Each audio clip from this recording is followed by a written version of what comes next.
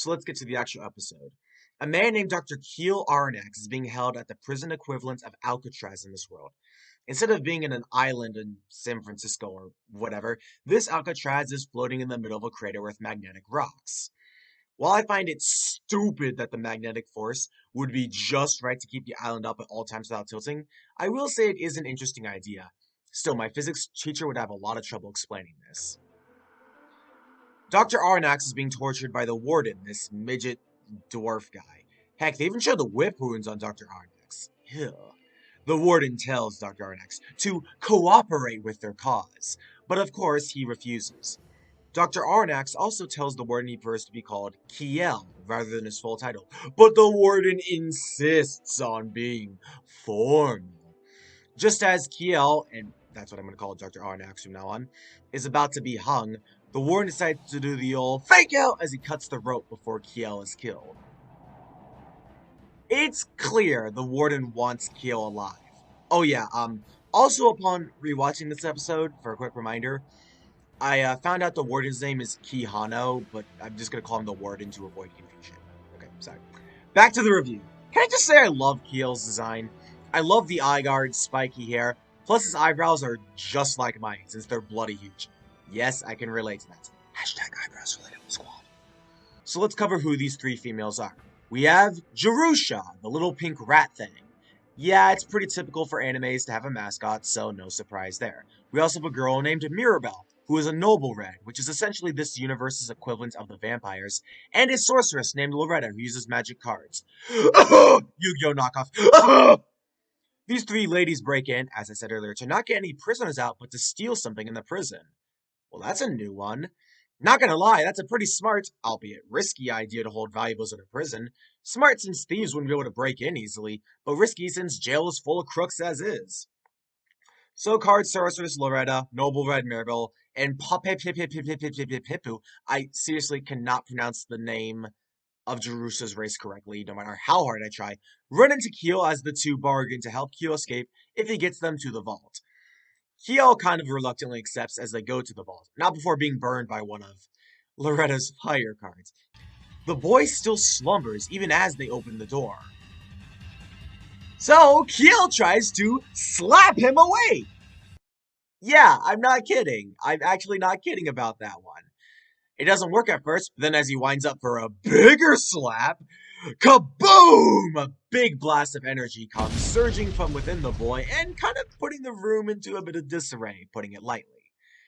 The gang all get behind some rocks as the boy approaches our main party. The naked boy with a white cloth around him asks, "Hey, where's my buddy at?" and frantically searches the room. Mirabelle, however, finds a strange gun off to the side as the boy tells Mirabelle it's not a toy and shouldn't be handled by a kid like her. Mirabelle, quizzically and understandably, doesn't get why this boy who is younger than her is treating her like a child when, again, she has the gun. The boy then turns to Loretta, our magic card sorceress, as, I'm not kidding here, he no joke tries to bang on her. Loretta, puzzled why this 10-year-old kid is trying to act all mature, has the reaction of just what you'd expect. Kiel then asks, "Okay, kid, what's your name?" And the boy says, his name is Cheyenne Rainstorm. Kiel stammers, saying, "That's impossible!" as the warden's guards storm the vault, forcing the party to hide behind rocks again. The warden demands the group surrender in 3 minutes, or else, kaboom! Keel tries to fire the gun, but nothing comes out, strangely enough. Keel tells him to stop interfering, because, he's a kid, and Shine's like, "I'm not a kid!" And then everyone's like, "What?" And he's like, "I know it may not look like much, but I'm actually a 25-year-old legendary gunslinger." And then we get a sexual innuendo right here. Yep. Didn't take very long for this anime to start the fan service. Wait, what is this rated again?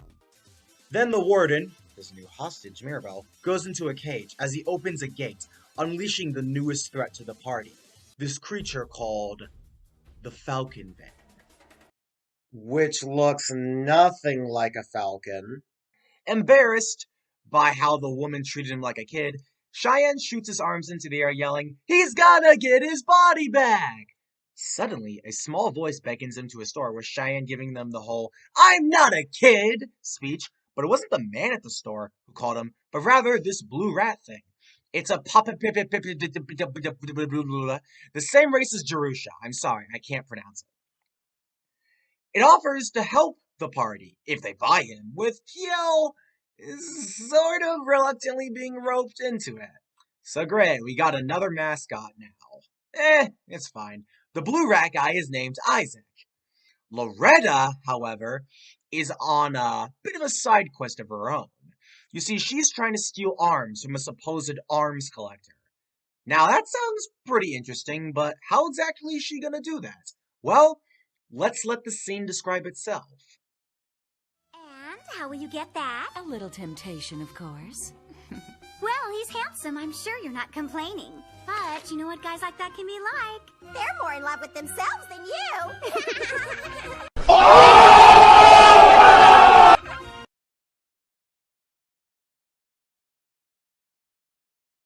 Oh no! I am not safe from fan service anywhere. Although the way it plays out, I'll admit, is funny enough. Take your time and have a look around. Oh, but aren't you going to give me a personal tour? I'd like to, but I'm afraid that I have some business that I have to attend. Oh, couldn't it wait? After I heard about this place, I couldn't stop myself from coming to see everything you have. Can I see your collection? I adore big guns, but most of all, I want you. I need to get some air. Looks like your sexy little temptation number was a bust. Why? What did I do wrong? This has never happened to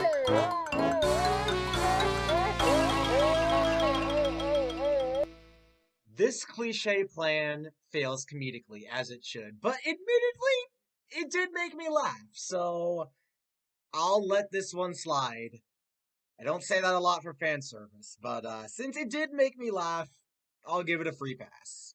So he pleads Shine to at least fire the gun and let him see the power of it. He kind of goes over the top too, shaking him, but I guess it just shows how devoted he is to his cause. So Shine's like, alright, I'll show you the power, and he's like, really? And then Shine clonks him over the head with it.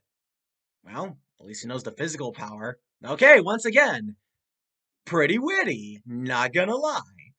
So Cheyenne head out with Kiel, his arm in hand, while the clonked out collector probably has to deal with the hospital bill, and the treasure gals celebrate from getting 1 million gala.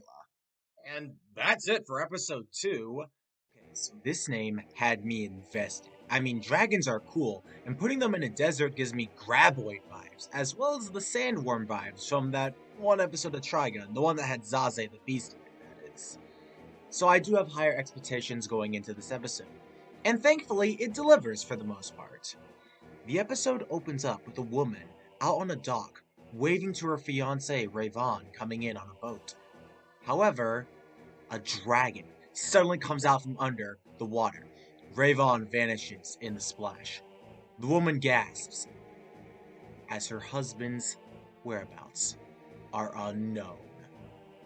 Or are they?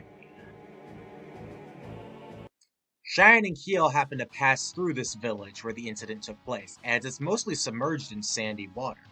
The mayor's daughter, named Michelle, has been locked in a tower out in the sandy water, and nobody can get to her. Okay, I know what you're thinking. Really, the dragon kidnaps the important girl story. I don't blame you, because that's what I was thinking too.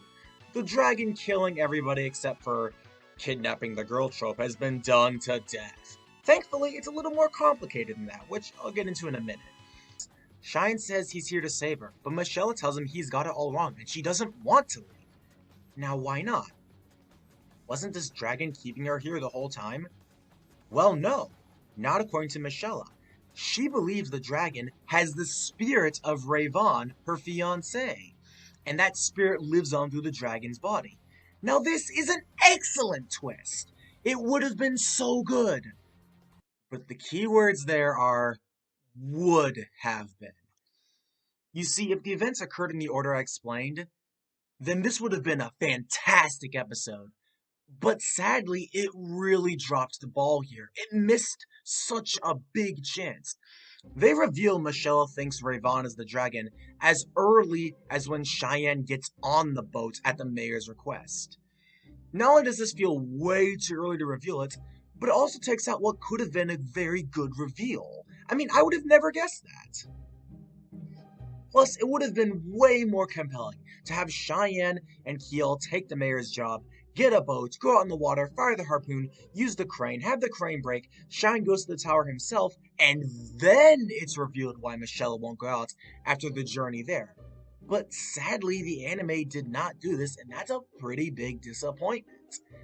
I mean, they just revealed it too early.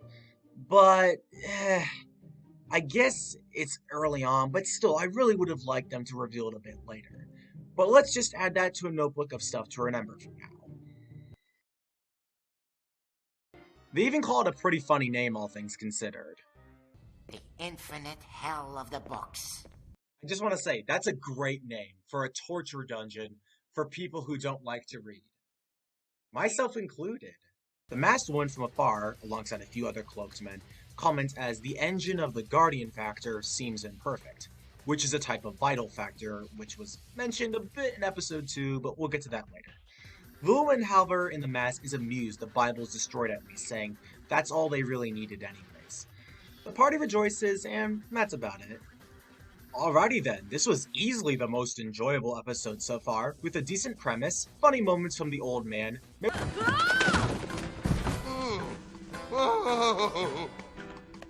Oh, are you all right? Oh, I see. Please forgive me. Ah! Idiot! You have to be more careful when you're dealing with books. What do you think's more important anyway, people or books, old man? Books. Mirabelle got to do something with her Noble Red powers, which is pretty cool. And, yeah, we got to fight something again, since episode 2 had no action. And the action scenes in episode 1 and 3 were pretty short, but this one kind of makes up for that. Although the real thing I'm interested though is that masked woman. It sets her up as a threat and a villain, and I do enjoy this episode more than anything thus far, but don't take that the wrong way. It isn't as good as I make it sound. It's easily the most enjoyable episode so far, but it's merely average. And if this was episode 1, I'd be more forgiving, but it shouldn't take this long for an average episode. But hey, all's well that ends well, and average is still average, and I appreciate that. I mean, episodes 1, 2, and 3 were all average as well, but this is the first one I'd say that goes like a step above average. I still kind of expected a little bit more, not gonna lie. Anyways, in the captain's room, the butler of Rotez, named Mr. Kojima, is upset that these people come now when none of them came when Rotez was still alive. Wait. His name is Mr. Kojima.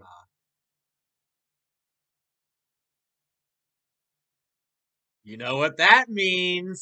Snake, what's wrong? Snake! Snake! So, it's obvious that Michelle and Kojima are related. But how is Kojima related to Rotez? Well, Rotez and Kojima were lovers. Yeah, you heard me correctly. This story takes the gay route. And you know what? That's, again, another pretty good twist. The funny thing is that animes back then, they don't usually like covering these topics. And they don't now, even to some extent. I mean, I didn't think they'd actually go this far. I mean, again, animes don't often have the nerve to do this. So this gives this episode a ton of points that, again, I can't give to a lot of their animes because they don't go this far, so credit where credit is due. It genuinely fooled me. The scriptwriters pulled the rug right out from under us. And here's another thing to add to that notebook I mentioned earlier. Animes can go the gay route. I really hope you're writing this down. As well as Loretta and Mirabelle sneaking onto the train. Okay, that makes 6 times now. The Treasure Gals have coincidentally met up with the Adventure Thieves. Add that into your notebook of things we tracked so far. I will be checking this at the end of the stream. Well, face it, you've been dumped. My, that woman is something else. I bet you're never gonna recover from this heartbreak, right, Kiel?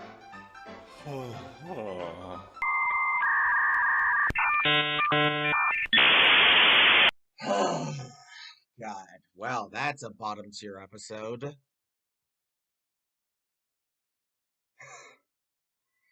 Oh, man.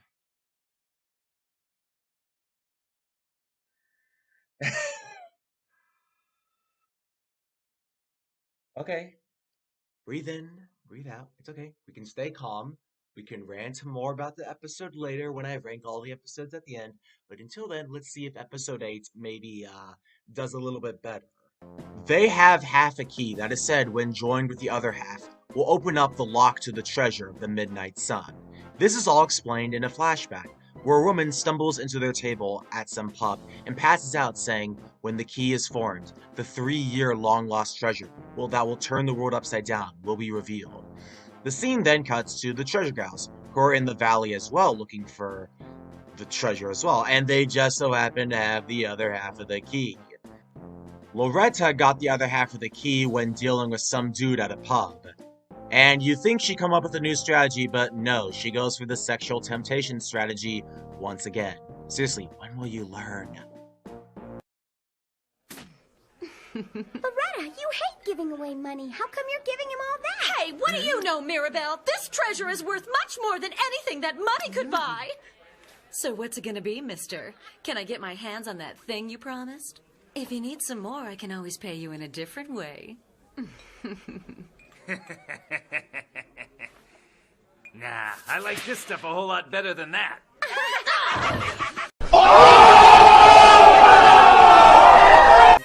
You think Loretta would learn after the great ways it happened last time, but you know, that guy's snarky response made it all the while worth it. Nah, I like this stuff a lot more than that stuff, so I'll let this one slide. Anyways, a sheriff comes in revealing the name of the town. Honest Town. Wait, what? I hear they've regained consciousness. I'd like to welcome you to Honest Town. I'm the sheriff in these parts. Nice to meet you. Huh? I'd like to welcome you to Honest Town. I'm the sheriff in these parts. Nice to meet you. What? I'd like to welcome you to Honest Town. What? Honest Town. What town? Honest Town. Honest Town. Honest Town.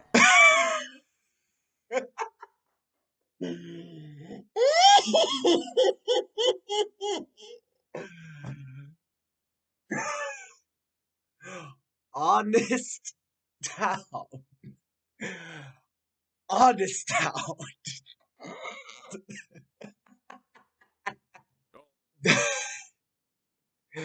Okay, before we keep going, I want to give an award for the worst town name I've ever seen. Jesus, it is not subtle at all. But you know what? That gave me such a good laugh. I'm already over the horrible episode 7. I don't even want to remember it. Wait, what's episode 7 again?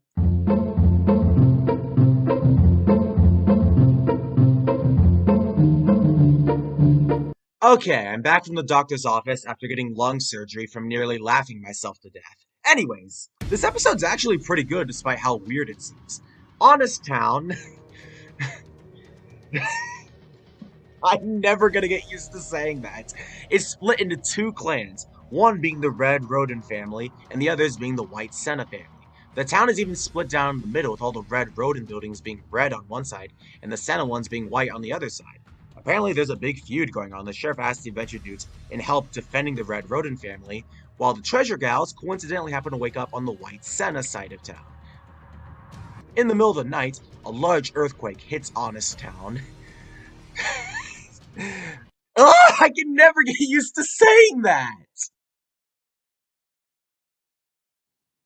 So the Red Rodents decide to have Dr. Keel Aranax, Isaac the race I can't pronounce, and legendary gunslinger in the body of a 10-year-old Cheyenne, since they saw him shoot a hole in the hill earlier, while the White Sennas assign Maribel, Noble Red, Jerusha the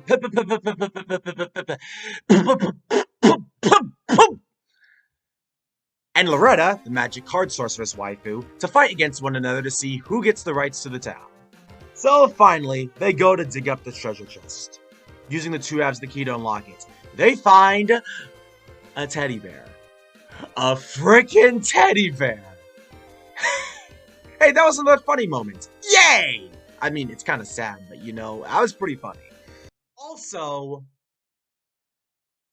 one more time. Honest Town. Let's just let this go down in history as the worst town name ever. But if I ever own my own town, I will name it Honest Town. But thankfully, my mind was put at ease as soon as I saw the first few seconds of this episode, revealing this was a casino-themed episode. Okay, I can get down with this.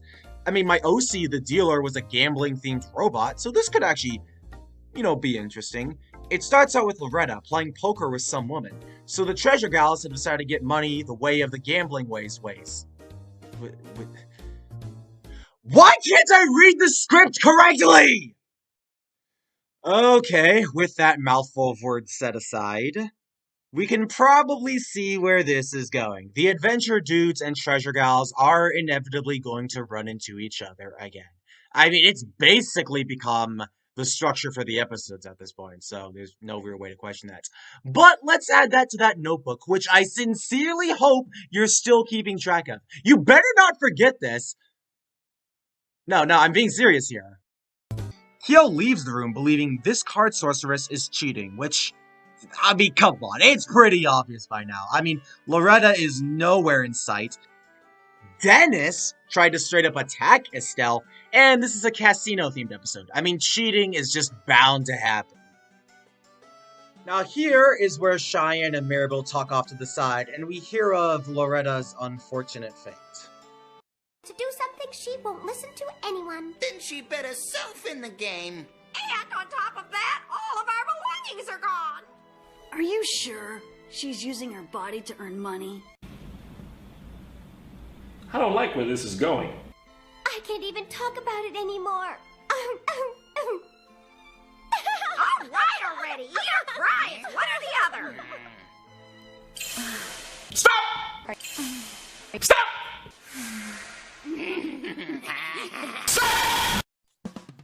Thankfully, before the situation can get any worse, Dennis, who is spying on Cheyenne and Maribel, pipes up. Yeah, our executioner's mask-wearing bandit comes here to offer. But Cheyenne, ever so suspicious, points his guns to his chin, but Dennis offers to help get back their belongings, as long as they expose Estelle. Now, okay, that's not a bad deal. I don't get why Cheyenne would point his gun at the chin, but okay. Mirabelle leaves behind a letter challenging Estelle of a game of poker to win back Loretta. The first cards are dealt, with Maribel already having 3 aces. Estelle is confident though, as despite having the lower hand, she raises anyways. Maribel calls. The next card is dealt, with Estelle going all in. Of course, she offers Maribel the choice of betting herself just like Loretta did.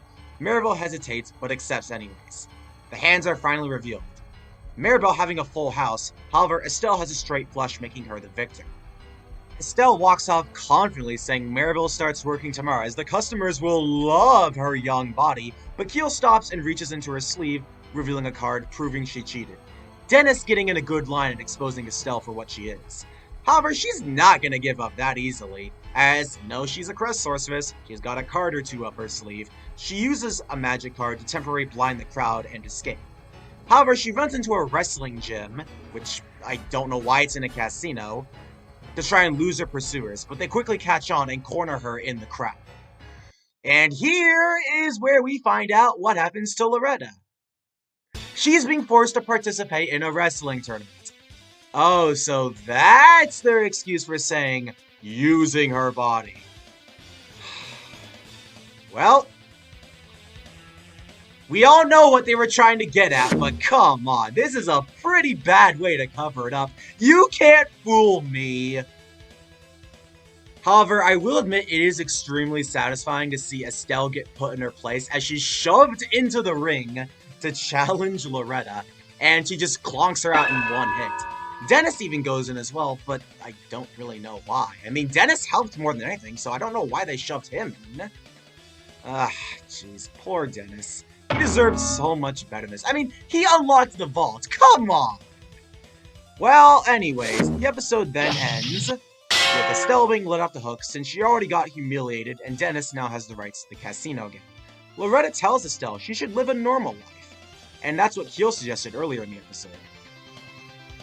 So, now that the party is reunited, they all head off and Estelle goes her own way. Loretta, however, gets to look and speak at Estelle one more time before they separate, as she tells her sister to live her own life.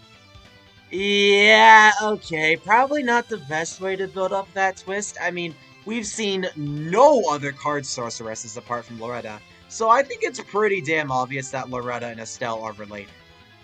And that's it. You know, despite the fan service, this was actually a pretty enjoyable episode, all things considered. It has a decent premise, okay build-up, an interesting villain, and a satisfying defeat to said villain. One of the best episodes so far. I don't think it tops episode 5 with Mr. Kojima. Okay, I'm sorry. My bad. I apologize. That is the last time I'll make that joke. For more context, please watch part 1 of the review, as it will explain a lot about this joke. But hey, it doesn't really need to be better than episode 5 at this rate. You know, now that I think about it, what is it with everything I watch getting good gambling episodes? Skill Crane from SpongeBob, Wild Cards from Justice League, Death Poker from Devil May Cry, and now this. Like, seriously, aren't these episodes supposed to teach you not to gamble? That's kind of interesting. Jerusha the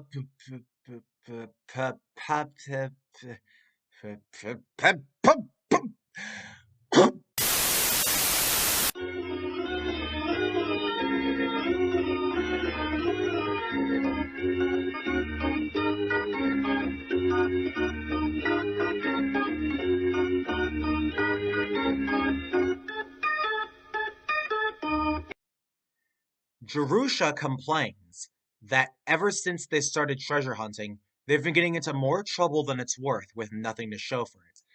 Not before Cheyenne makes a simping comment over his dream again. Only a dream?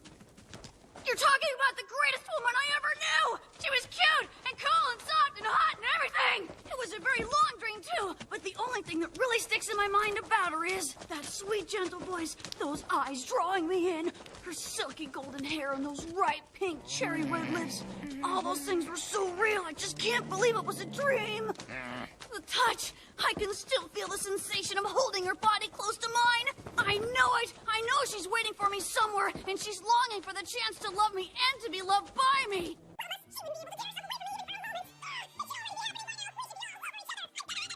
Okay, that's enough. We need a new protagonist. So, they go inside to her place and he reads the poems. He notices Lila's poems mention a particular individual, but never saying their name, only referring to this individual as him. Shine asks if this was her lover, and Lila confirms this, saying it was in fact her lover. Cheyenne then asks, okay, what are the whereabouts of her lover? Lila hesitates to answer. Cheyenne then asks if he's dead. Lila comes clean and says yes. Here's where it gets interesting, though. When Cheyenne asks how he died, Lila responds with this.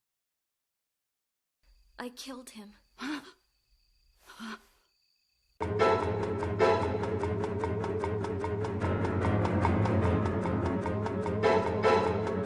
Okay, you know what? Good on you, Wild Arms. That was a pretty good twist. I did not see that coming. I honestly knew Cheyenne and Lila were connected, but to think she was the one that did the deed. Anyways, the Treasure Gals and Adventure Dudes team up. However, they split midway as the Treasure Gals go off to find the creature, while the Adventure Dudes solid snake their way into the base of the company called Roof. What, you think I'm kidding? No, they're actually going to solid snake their way into the fortress of the company called Roof. I would play the MGS2 Game Over theme, but I already said I wouldn't do that when talking about Mr. Kojima, so... Also, what is up with these names? I know that I talked about the episode names in great detail, but we've had some pretty, weird names. Like, the name of the super big, powerful, not human race is called the evil race. We have a town literally called Honest Town. Okay, that one's actually pretty funny, not gonna lie. And now the big super secret corporation is called Ruth. Ruth. Because nothing is more intimidating than something that keeps my house's ceiling up. They also note that Cheyenne is able to use arms, thus they believe it's highly likely Cheyenne is an incarnation of the evil race. The lead scientist, a new character for the series, named Dr. Zabriskie, says it's not very scientific to assume, and they need more data than just he can fire the arms to prove that he's really a reincarnation of the evil race. And you know, Zabriskie's kinda right. I mean, a scientist's job is to prove the point, not to make an educated guess. I mean, science is about finding a concrete answer, not just the closest possible outcome. Finding possibilities isn't exactly scientific, now is it? Oh yeah, let's add that to the notebook. I'm sure you haven't forgotten about that by now. Anyways, Zabriskie leaves the other scientists to monitor the vessel of Lila and Cheyenne, as he goes to meet a friend, as he puts it. However, here is where a very important scene happens. Not bad. Good job, my partner. He did a good job. You alright, Lila?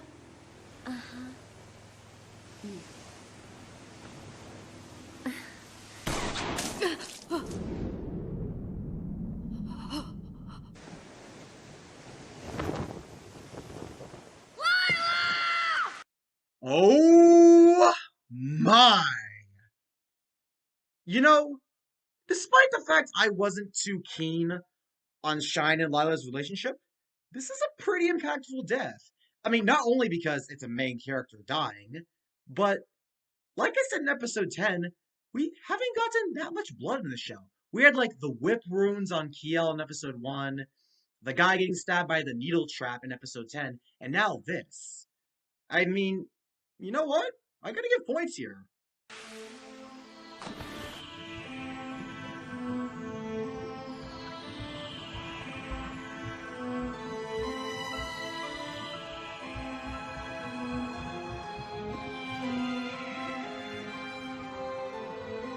This episode will be a focus for Mirabelle, so it's her time to shine. The episode opens up with a young boy from a ninja clan carrying something in the cloth as his pursuers chase him. He holds a small winged creature, very dissimilar to that of Mirabelle in her bat form, pleading for it to fly to safety. However, the ninja boy is caught by his superior, who tells him he should not help the winged creature, else the boy would be guilty of treason and be punished accordingly. The boy doesn't care, as he believes the baby Noble Red would be in danger at the hands of his mentor. The mentor then, not kidding here, outright draws his sword and slashes the boy unbundled Noble Red off the cliff. Hot heckin' holy damn! I mean, this anime has demonstrated more than enough. It has the balls to show anything. I love how these dudes have an interesting role in the universe. And everyone gets to fight these messengers from the God of Death, both the Adventure Dudes and Treasure Gals. And Kyo finally puts that blade shield of his to use and clocks a ninja square in the face. And it only took us just a little over half the series to get there. And correct me if I'm wrong, but I think this is one of the earliest examples of Cheyenne firing his arms and missing his target. Mainly due to the fact that Faluna is draining his blood and these ninjas are far more agile. Mirabelle bites into a few of the Death God ninjas. Once again, Kyo finally uses that big shield to use, thank God. And Loretta gets her top cut off by the ninjas, obvious fan service yet again.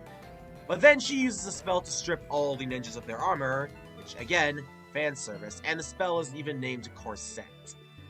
I will at least say that Loretta does get a snarky line with, the men should take off their clothes first in these situations. So once again, I'll let it slide since it is brief. Dang, I'm surprised I've been giving as many free passes as I have. Mirabelle's relatives, as well as Faluna, Jerush, and Isaac, hide in a cart. Kiel then wraps his cloak around the ninja and drags him out, pummeling him. God damn it, thank you! Kiel's finally getting good moments!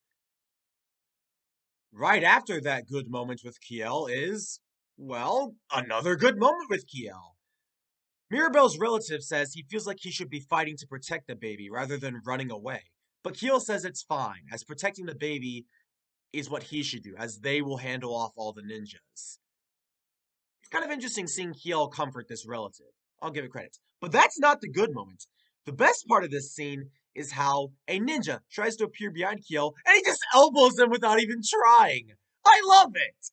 Thank God Kiel's getting good scenes again. In this state, the mentor is given enough time to unleash his hidden weapon. Head of dragon and tail of snake! It is all a farce! Salvation by faith alone!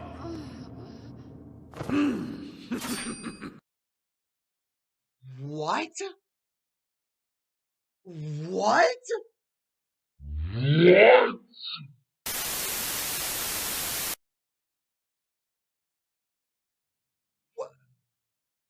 What? Okay, I was not expecting the sword strap on, but jeez. Okay. Wow, so much fan service. God, why? I'm never safe from fan service anywhere. Oh yeah, he also doesn't notice he's being interviewed by Mirabelle and Loretta, so he's kind of a needle noggin. Needle noggin. I gotta use that phrase more. Heck, Wolfwood says it in Trigun now that I think about it. What are you doing, needle noggin? Someday I do plan on covering Trigun. I mean, I actually scripted out Trigun before this episode of Anna Memories, but I thought I'd do Wild Arms first while it was still fresh in my mind, since I need to rewatch Trigun yet again. Anyways, just keep that needle noggin comment in the back of your head for now. Someday I will get to Trigun. Needle noggin. I really gotta use that phrase more. I really do. Oh yeah, please add Quit needs to use needle noggin more to that notebook. I hope you didn't forget about it. No, seriously, I'm gonna be checking all y'all's progress, so don't miss any of these totally important things to write down. So he asks the parents if he can marry Mirabelle, and the parents literally allow him to marry Mirabelle without her consent. Wait, what was that last part again? And the parents literally allow him to marry Mirabelle without her consent. Oh, no! Okay, I know I've said it more than I need to, but I'm gonna say it again. Come on! What is it with the fan service? Okay, hold on. Before we go any further, I really do have to ask, what is this anime even rated? Where's the bloody box?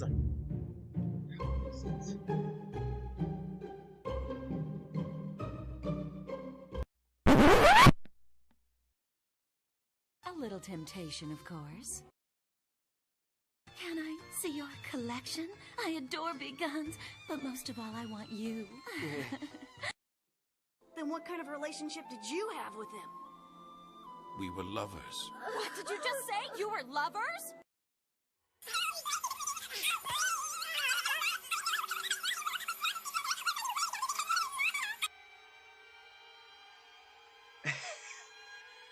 I've been waiting so long. Huh? Are you sure she's using her body to earn money?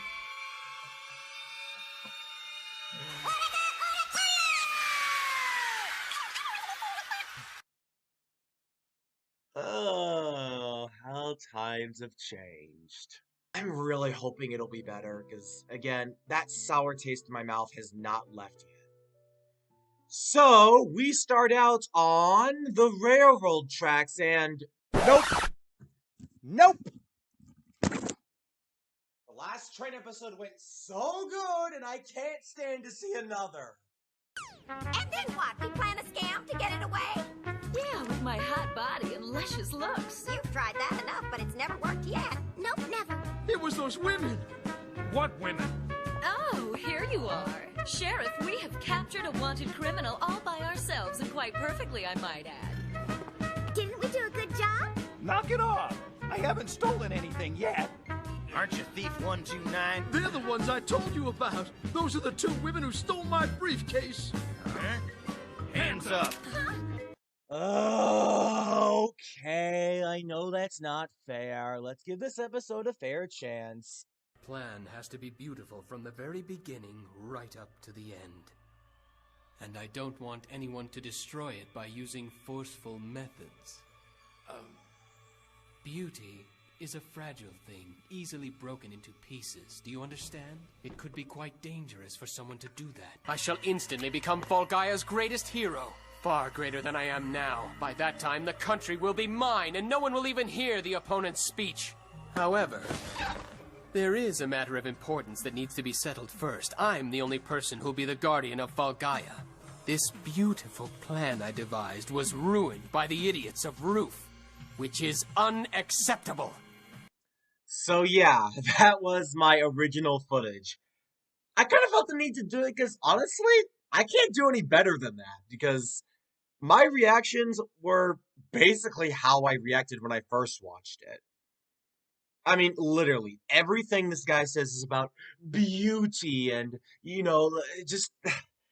He is such a laughable villain. But you know what? I actually recommend watching the anime just for the memes. I could make so many memes out of this guy. Our Sephiroth-haired candidate, who is also obsessed with beauty, speeches about how the goddess Lila protects all of us. Irving Vold Valeria claims if he is elected, he will lead the planet of Volgaia in her image and make his campaign true to her dream. It's nice to see some references to episodes 11 and 12. I mean, Lila's death was pretty impactful to Cheyenne, but we also have to remember, that was not exactly Lila. I mean, it's pretty obvious. I mean, you're not really a goddess if you get killed by a roof soldier now, are you? Yeah, I just roasted a goddess. Probably not one of my brightest ideas. However, Valeria simply remarks with, Make it beautiful, Zabriskie. That's the whole point. Cringe. The scene then cuts to a vat chamber with Cheyenne's original body in it. A woman who's watching this body in the vat identifies it as Keanu. She then suits up as we see who she is. The masked woman from episode 4! Wait a second. Oh yeah! Where were you for the last 12 episodes? Okay, that complaint aside, I will say I'm already invested, as I was genuinely wondering if they were ever gonna clear that up. I mean, for the longest time, they haven't given us any sort of reference to her, so I'm glad that she's finally back. As you can see here, it's a bloody scene. You gotta wonder how they put trees in this experimental place, but whatever. Anyways, as the squirrels are... Wait a minute. What the? Wait a minute! Those are...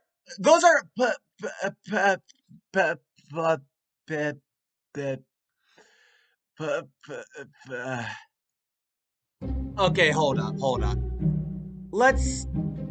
Let's just see how is it actually pronounced. I know, Mouse. I'm a Popepi-Peppo. I'm a Popepi-Peppo. Pipapo-Pipeppo. I'm a Popepi-Peppo. Okay, one more time.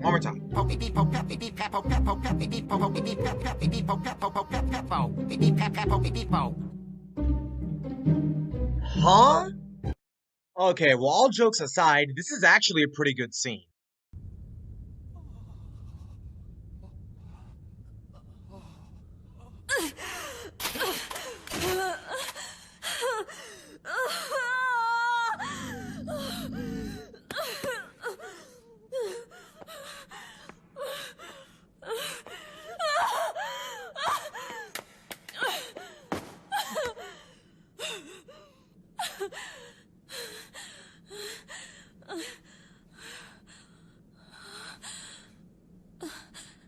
Yeah, the masked woman is Lila. Although this would have been a good twist if it weren't for... Oops! Oops! Oops! Why did you reveal her hair too early? I'm sorry, boss. We didn't have enough time to make the animation more subtle. We have a big schedule. Oh, it's okay. We'll just broadcast it as it is. Yeah, I thought episode 3 would be the last time they made this mistake, but lo and behold, they reveal the twist too early yet again. Oh well. At least though, Lila seems surprised that she sought these creatures. Before she seemed all dominant and controlling, but now she seems to have softened up. And that's because this is not the original Lila. Remember, in episode 11 and 12, the Cheyenne thought he met Lila, but that was really just a clone here. The same thing can be said here, however this clone actually has the memories of the goddess within her. And that's why, Zabriskie mentioned earlier, her memories are clashing, as she tries to hide her confusion, as one side has all the goddess's memories and powers, and the other side has the original human's emotions and feelings. So that's why she constantly shifts personas, as her mind is being tampered with. But your highness, I'm afraid the gun has been sealed. Then release it. It's time for that baby to wake up. Yes.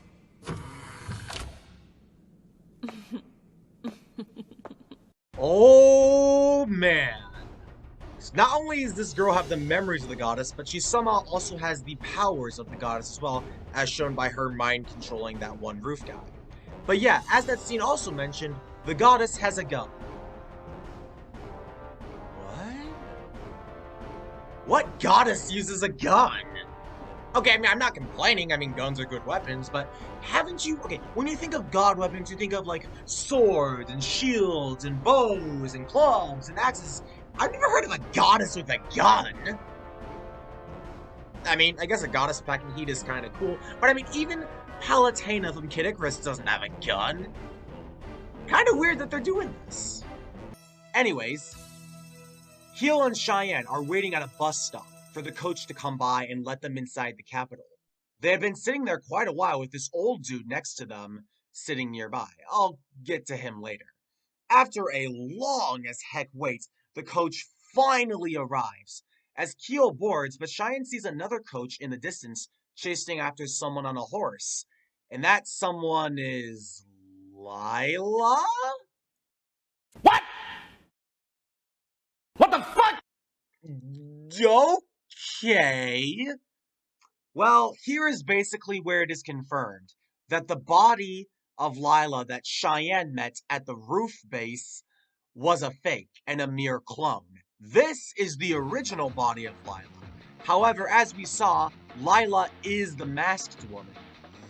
And it turns out that she's somehow broken free from that persona, much like Zabriskie said, her clashing memories are working against her. どうぞお試しを。標的はそう、魔族の王、キアヌ。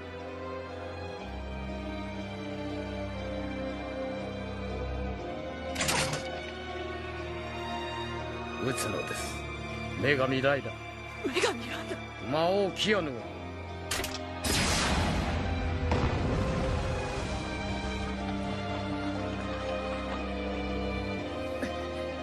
戻るわ、ルーフへ。なぜなら私がルーフのリーダーだから。嘘だ。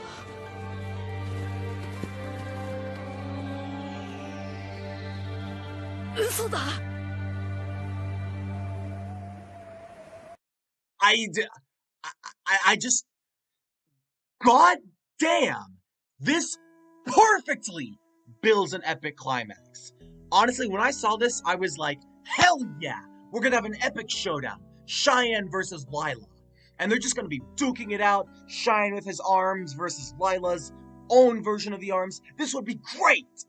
And it would be such a climax too, since Cheyenne undoubtedly would try and convince this version of Lila of the memories he shared with her back in episodes 11 and 12. But he won't be able to, since there's no way for him to convince a completely separate entity of memories he had with a mere fake clone. This is excellent! I'm really looking forward to this, as now it just raises the bar. Gina has been fighting within herself so long, and finally, the dominant goddess persona of Lila has essentially taken over, meaning Gina is no more. Lila and her programmed goddess memories have essentially completely taken over. I love the scene of when the people are talking amongst themselves, whether or not they want to vote for William Hamilton or Irving Bold Valeria. Just these lines are great. I think the next commander will be Hamilton. No way, it should be Mr. Valeria. Yeah, he's so handsome. I know. Now, isn't that just like a woman? Politicians have to be handsome. You should be concerned with what the candidates have to say. Who cares? Commander Valeria's the one for me. Well, I don't want to be represented by some guy with long hair like him.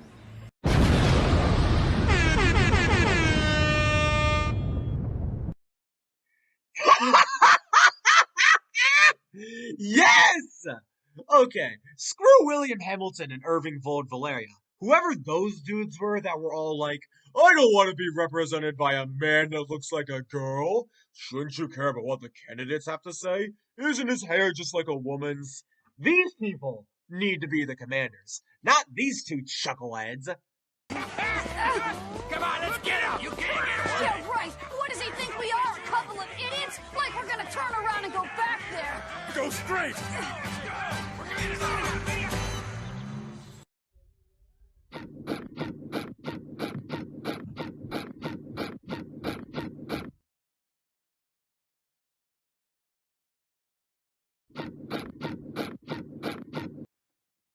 Best disguise ever! Also, gotta love how Kiel wears the sunglasses over his eye guard. Oh man, was it with this show and getting good lines every now and then? For as much as the hit and miss episodes have been, every episode has had at least one good scene. Well, at least one noteworthy scene. The people know better, and that's why they're afraid to defy her. They're afraid of a young girl like her? Dr. Zabriskie, you have too narrow a view. That's why the awakening of the goddess isn't completed, and the study of arms has experienced failure again and again. It's not beautiful.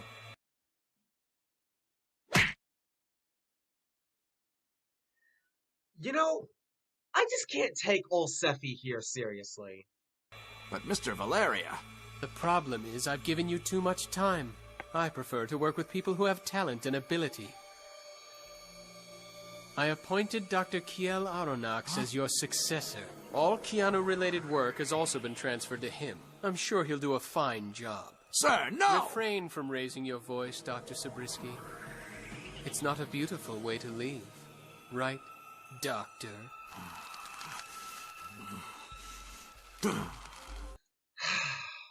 And to think that I actually wanted to like this guy.